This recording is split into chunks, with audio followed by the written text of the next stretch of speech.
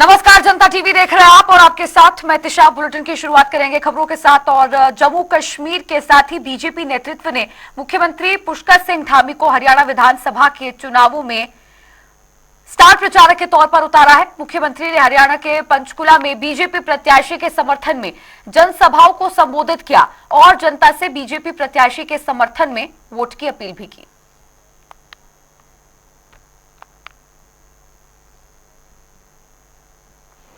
हम सभी जानते हैं हमारे प्रधानमंत्री आदरणीय मोदी जी के मार्गदर्शन में और उनके नेतृत्व में हरियाणा की भाजपा सरकार ने पिछले 10 सालों में अनेक कीर्तिमान स्थापित किए हैं, जिसके कारण से पूरे हरियाणा की तस्वीर बदली है।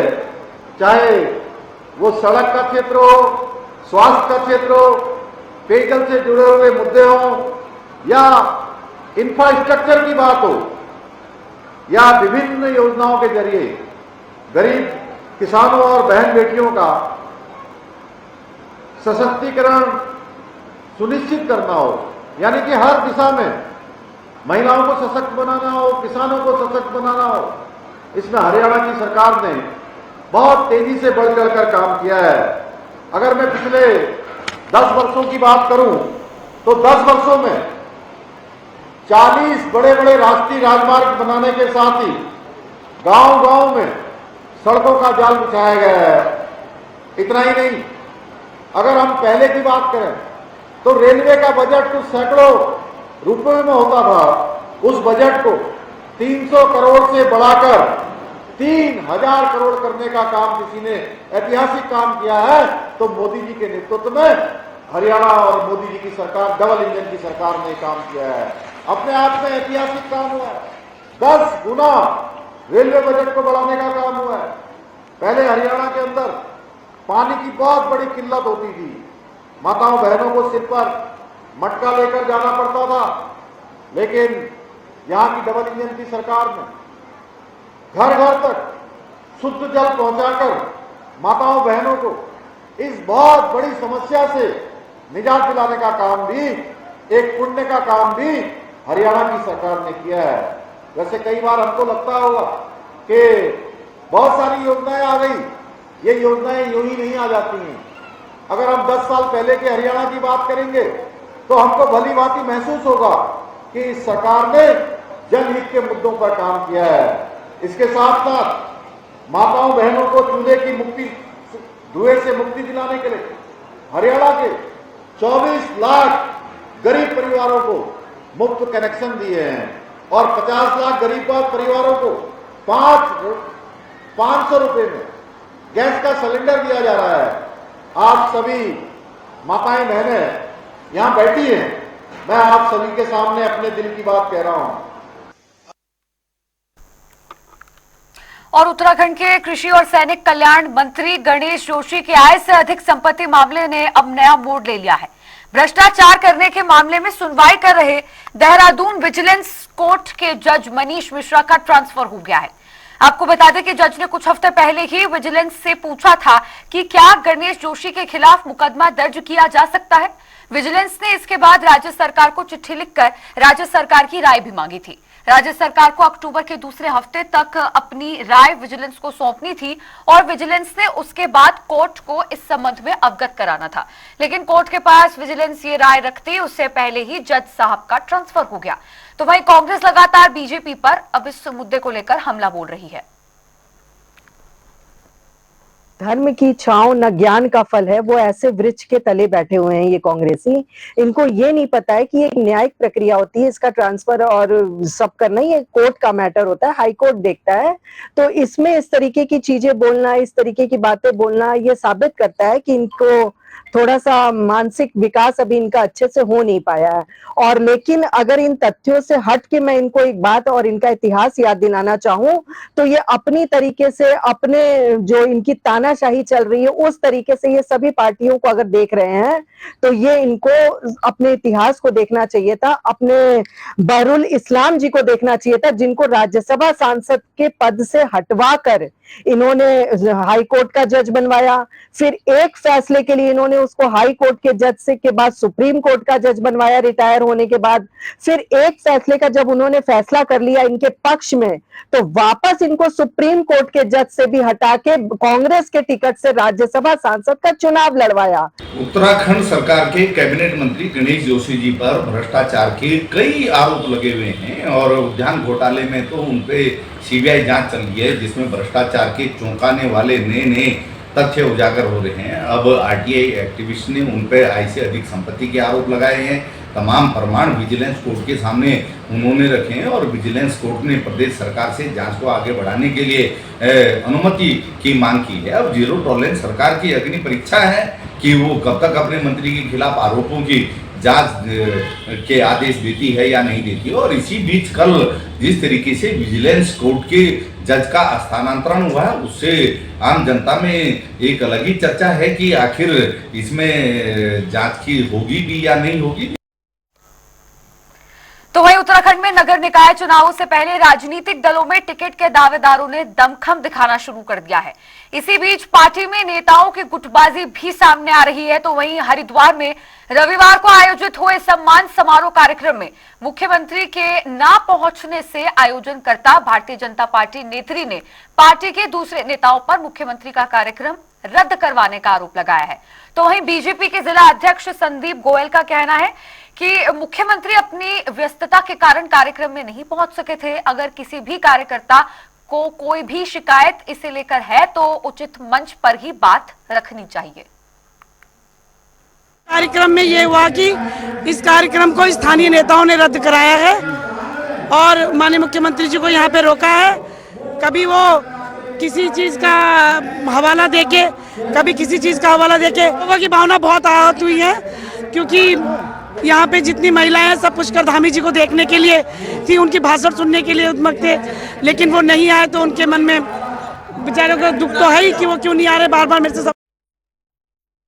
हाँ, मुख्यमंत्री जी का आना उनके किसी आवश्यक कार्य की वजह से नहीं हो पाया, लेकिन शायद उनको कोई गलतफहमी हुई है, वो उनसे बातचीत करके उनको दूर कर लेंगे। वो हमारी वरिष्ठ कार्यकर्ता हैं। हो सकता है उनको कुछ गलतफहमी हुई हो, उनको कुछ लोगों ने गलत बता दिया हो, लेकिन मैं व्यक्तिगत उनसे बातचीत करके उनको बताऊंगा कि ऐसा कुछ नहीं है और उनको समझाया भी जाएगा। इस तरह की जो अनावश्यक बेवजह बातों को उचित जगह ही प्लेटफॉर्म पे उठाना चाहिए और जहाँ जो मंच है, जिस स्तर पे वो बात करनी चाहिए उसी स्तर पे बात करनी चाहिए, लेकिन उनसे इस संदर्भ में बात करेंगे।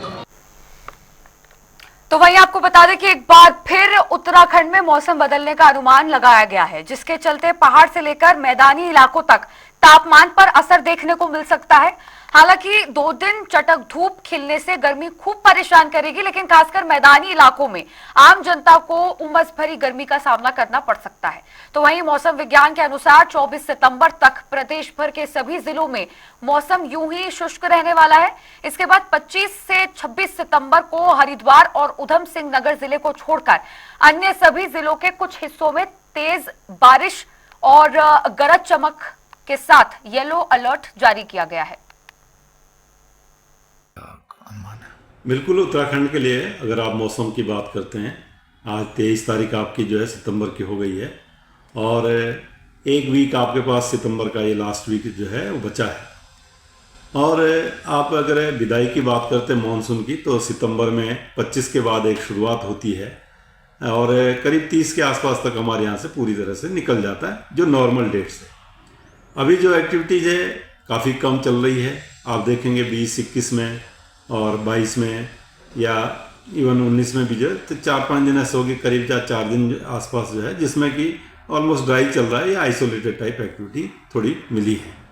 और अभी 2 दिन आगे भी देखें, आज 23 है, कल 24 है, तो इसमें भी कोई एक्टिविटी खास दिखती नहीं है। छुटपुट एक्टिविटी आप कह सकते हैं, आइसोलेटेड टाइप जो है कुमाऊं रीजन है या अंदर के डिस्ट्रिक्ट्स है या एक दुका जगह और भी जो है थोड़ा बहुत डेवलपमेंट जो है, क्योंकि हीटिंग हो रही है, थोड़ी मॉइस्चर वगैरह भी है, तो लोकल डेवलपमेंट होकर के थोड़ी बहुत लाइट एक्टिविटी जो है वो मिल सकती है आज और कल में। तो वहीं उधम सिंह नगर जिले के नवनियुक्त एसएसपी मणिकांत मिश्रा अचानक काशीपुर पहुंचे और अपने अधिकारियों के साथ महाराणा प्रताप चौक पर एक बैठक ली। बैठक में पुलिस का जनता के साथ व्यवहार पर चर्चा की गई और अधिकारियों को आवश्यक दिशा निर्देश भी दिए गए। ये काशीपुर क्षेत्र के सभी थानों थाना इंचार्ज और चौकी इंचार्ज की आज मैंने इस बोर्ड पर एक बैठक ली, इनकी बातों को सुना और गश्त, पिकेट और जो रात की चेकिंग होती है उसके लिए जानकारी ली, इनको निर्देशित किया। सबसे बड़ी चीज़ कि मुझे लगता है कि सब गश्त चेकिंग के साथ साथ पुलिस का व्यवहार भी बहुत उचित रहना चाहिए, उस विषय में भी इन लोगों से वार्ता की। और अभी कुछ जो थाने इंचार्जों के ट्रांसफ़र हुए हैं उसमें मैंने इनको निर्देशित किया कि जो काम पुलिस का है उसको अपने अच्छे व्यवहार के साथ करें, वो और ज़्यादा बढ़ेगा। जनता का स्नेह और प्रेम हमें तभी मिलेगा जब हम अपराध को भी मुक्त करें और जनता में विश्वास पैदा करें कि अपराधी तो जरिया बढ़ा रखा है उसने सरकार को, हर मुख्यमंत्री से सेटिंग रहे उसकी, बाकी वो अपने विकास के लिए करे, रुड़की के नहीं करता। देखिए मेन तो बहुत कुछ है। एक ये पुल को लेकर आज विरोध प्रदर्शन हुआ है और विरोध प्रदर्शन और भी बहुत के यहाँ से हाल ये हो रहा है कि जो ज़मीन जरा सा वो है लगुना पैदा किया और उसके बयाना में सिर्फ ज़मीन खरीदारी के, नंबर 2 की ज़मीनें खरीदने के, ज़मीनों में चोर बाजारी करने के विधायक का एक ही काम रह गया। सिर्फ लोगों की ज़मीनों को लूटो, ज़मीनें के बयाना में कराओ, चाहे वो पहले बिकी हुई हों। एक कंपनी ऐसी बना रखी है, कुछ लोग उनके जेल में भी पड़े हुए हैं। अब वो उनसे विवाद कराते हैं ज़मीनों में और फिर जो है उसमें कंप्रोमाइज़ करके उसको औने पौने दाम खरीद लेते हैं। विकास पे बिल्कुल ध्यान नहीं दिया जा रहा। पुल की क्या हालत है, बच्चे जो है कहाँ कहाँ को घूम कर आ रहे हैं, एक 1.5 घंटा बच्चों को बसों में लगता है। और यहाँ रुकते हैं एक छोटे से ब्रेक के लिए, फौरन हाजिर होंगे।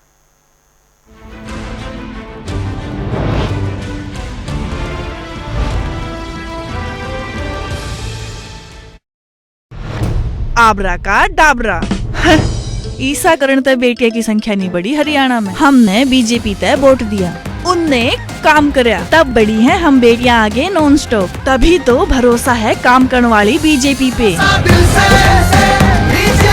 कमल का बटन दबाओ, बीजेपी को जिताओ।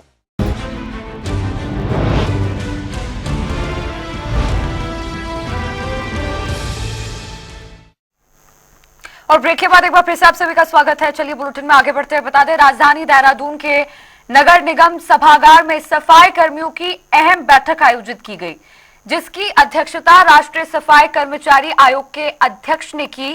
बैठक में सभी सफाई कर्मियों ने उनके सामने अपनी समस्याएं रखी। देखिए, माननीय अध्यक्ष राष्ट्रीय सफाई कर्मचारी आयोग के आज हमारे यहाँ उन्होंने रिव्यू लिया।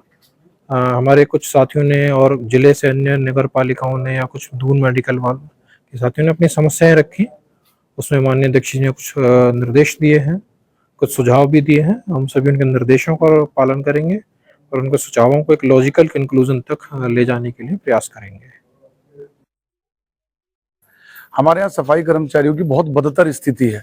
सरकार तो पैसा भी देना चाहती है और श्रम कानून का पालन हो ये भी सुनिश्चित करती है, लेकिन कुछ अधिकारी ऐसे हैं जो जानबूझकर इनका आर्थिक दोहन करने के उद्देश्य से कानूनी दांवपेच में कर्मचारी को फंसा कर रखना चाहते हैं। आज राजकीय मेडिकल कॉलेज के कर्मचारी यहाँ उपस्थित हैं। 2017 से उन्हें आधा वेतन दिया जा रहा है, पूरी बिल की प्रोसेसिंग हो रही है, पूरा बिल का भुगतान हो रहा है।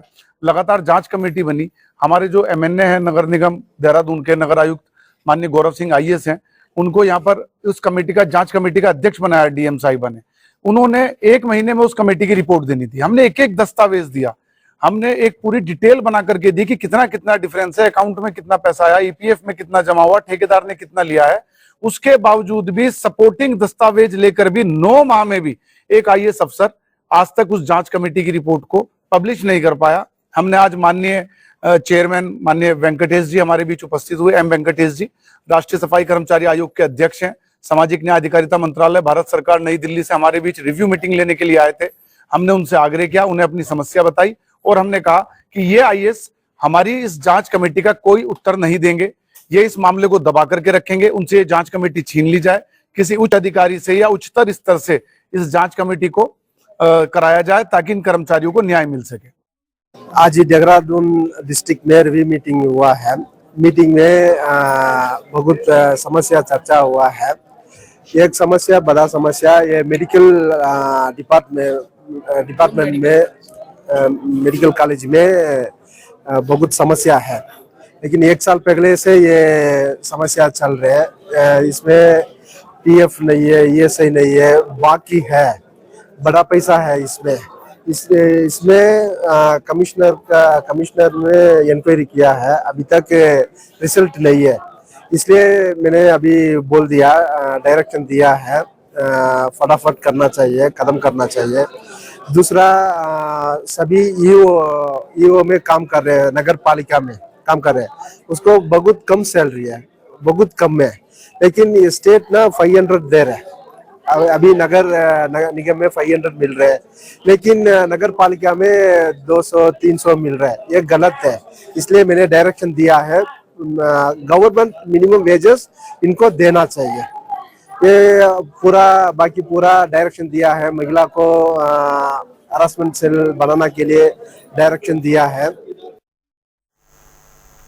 और अगली खबर नैनीताल जिले के ओखर कांडा खंसियों से है, जहां एक युवक को दारोगा ने इतना पीट दिया कि युवक के शरीर में चोट के गहरे निशान बन चुके हैं। तो वहीं गुस्साए लोगों ने थाने का घेराव करते हुए जमकर नारेबाजी कर प्रदर्शन किया। लोगों ने आरोपी पुलिसकर्मी को सस्पेंड करने की मांग उठाई है। तो वहीं मामले में सीओ के आश्वासन के बाद लोग फिलहाल शांत हुए हैं।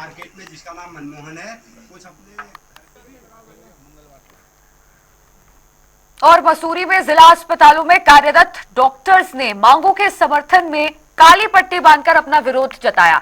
डॉक्टरों की समस्याओं का जल्द निस्तारण की मांग की। तो वहीं डॉक्टर अभिनव वैदिक ने कहा है कि प्रांतीय चिकित्सा स्वास्थ्य सेवा संघ ने लंबित मांगों को लेकर 4 अक्टूबर से कार्य बहिष्कार करने का ऐलान किया है। प्रदेश भर के डॉक्टर्स ने काली पट्टी बांधकर सांकेतिक विरोध शुरू कर दिया है। लोग खाली प्रदर्शन कर रहे हैं काली पट्टी बांधकर, क्योंकि बड़े लंबे टाइम से हमारी कई मांगे हैं जो कि विभाग और तथा हमारे उच्च अधिकारी और जो बड़े लोग हैं वो लोग हमारी सुन नहीं रहे हैं। तो उसमें से मेन मुद्दा हमारा है जो डीपीसी है। जितने हमारे सीनियर हैं उनकी डीपीसी नहीं हो रही है, प्रमोशन नहीं हो रहे हैं। अगर प्रमोशन नहीं होंगे तो ढंग से हर पद के हिसाब से कोई ट्रांसफ़र नहीं होगा। दूसरा, लोगों का एसडीसीपी नहीं लग रही है, उनकी जो सैलरी हाइक नहीं होगा। फिर तीसरी हमारी एक मांग है कि मसूरी को इन लोगों ने दुर्गम बना दिया है, जो कि पूर्व में 2018 तक दुर्गम था। तो अब यहाँ लोग आना नहीं चाह रहे हैं डॉक्टर, इसीलिए आपने देखा होगा कि डॉक्टर कम से कम होते जा रहे हैं। अगर यह दुर्गम होगा, कंडीशंस ऐसी हैं, यहाँ बर्फ़ पड़ती है और वो क्या कहते हैं लैंडस्लाइड होती रहती है, बारिश बहुत है, गाड़ियाँ आए दिन गिरती रहती हैं, तो इसको दुर्गम होना चाहिए। मसूरी के साथ नैनीताल, अल्मोड़ा और टिहरी, ये तीनों को सुगम कर दिया गया है, जिसको दुर्गम कराने की हमारी मांग है। अभी हमारी संघ का ये हम लोगों ने डिसाइड कराया है कि हम 3 तारीख तक तो काली पट्टी बांधकर विरोध प्रदर्शन करेंगे, अपना कार्य करते रहेंगे। अगर 3 तारीख के बाद भी हमारा ये मांगे नहीं पूरी होती हैं, तब हम पेन डाउन स्ट्राइक कर देंगे। खाली इमरजेंसी चलेगी, बाकी ओपीडी वगैरह सारी बंद हो जाएगी। और अब उत्तर प्रदेश और हरियाणा की तर्ज पर उत्तराखंड में भी लोक संपत्ति और निजी संपत्ति को नुकसान पहुंचाने वाले दंगाइयों से ही नुकसान की भरपाई करवाई जाएगी। राज्य सरकार ने राज्यपाल की मंजूरी के बाद नया कानून लागू किया है, जिसके बाद इस कानून के तहत प्रदेश में दर्शन के दौरान संपत्ति को नुकसान पहुंचेगा तो उसकी भरपाई प्रदर्शनकारियों से ही की जाएगी। जबकि इस कानून के तहत 8 लाख के जुर्माने का भी प्रावधान किया गया है। तो वहीं मुख्यमंत्री पुष्कर सिंह धामी सहित बीजेपी नेताओं ने इस विधेयक को राज्य के लिए जरूरी बताया है और अपनी प्रतिक्रियाएं भी दी हैं। तो वहीं विपक्ष ने भी अब इस पर अपनी प्रतिक्रियाएं देना शुरू कर दिया है। उत्तराखंड राज्य बहुत ही हमारा एक मेल मिलाप से रहने वाला, प्रेम भाव से रहने वाला राज्य है।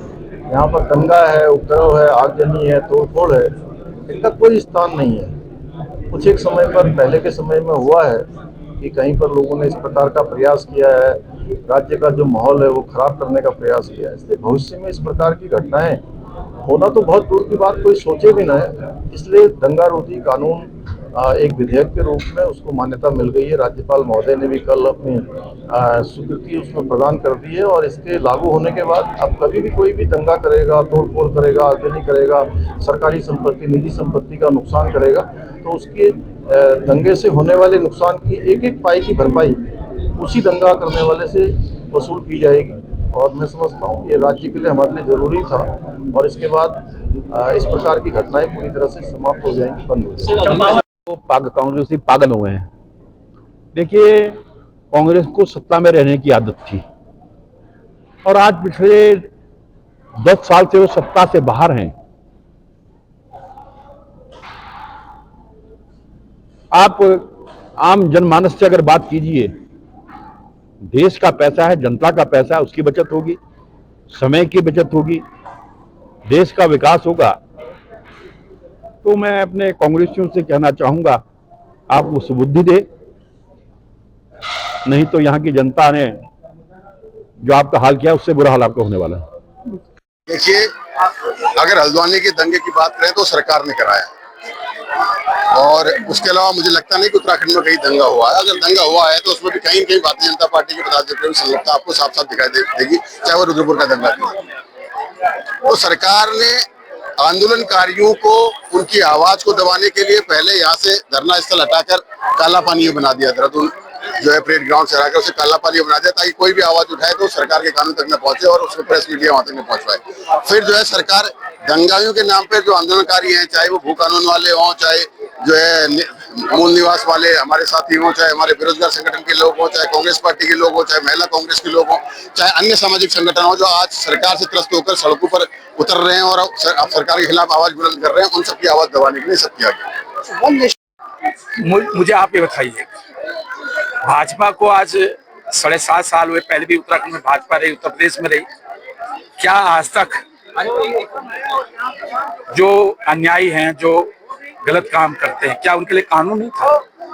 आप कानून का पालन नहीं करते, केवल खोखली बातें हैं। केवल मुझे आप बता दो, संविधान में, न्याय व्यवस्था में हर चीज के लिए कानून, अगर कानून की तर्ज पर अगर आप सही पालन करेंगे तो जो अन्याय कर रहा है उसको दंड मिलेगा, जो सही है उसको सही। ये सिर्फ एक नारा है इनका, सिर्फ ये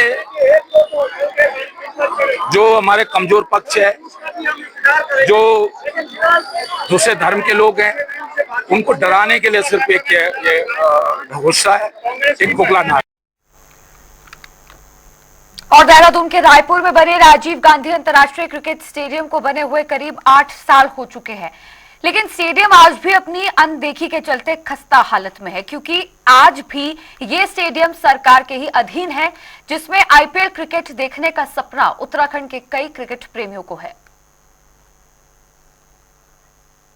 देखिए, फिलहाल तो खेल विभाग की ये इच्छा है कि नेशनल गेम होने तक में राजीव गांधी स्टेडियम जो है वो विभाग के अधीन रहे, क्योंकि हमें उसमें विभिन्न कार्य करने होते हैं, तो इसलिए अभी वो विभाग के अधीन हम लोग बनाए हुए हैं। इसके उपरांत में निश्चित रूप से हम सबकी ये कोशिश रहेगी कि सदैव इसमें, आज कभी यूपीएल हो रहा है, आने वाले समय में इसमें आईपीएल हो, आने वाले समय में इसमें इंटरनेशनल मैचेस हो, इसके लिए हम लोग प्रयासरत है, लेकिन नेशनल गेम तक जो है वो विभाग के अधीन रखा गया है। और वहीं देहरादून में जिलाधिकारी सविन बंसल ने ऋषि पर्णा सभागार में कार्यदायी संस्थाओं के साथ बैठक की। बैठक में अधूरे निर्माण और सड़क में गड्ढे, पानी लीकेज की शिकायतों पर चर्चा की गई। तो वहीं डीएम ने कहा कि इन सब मामलों पर कार्रवाई की जाएगी।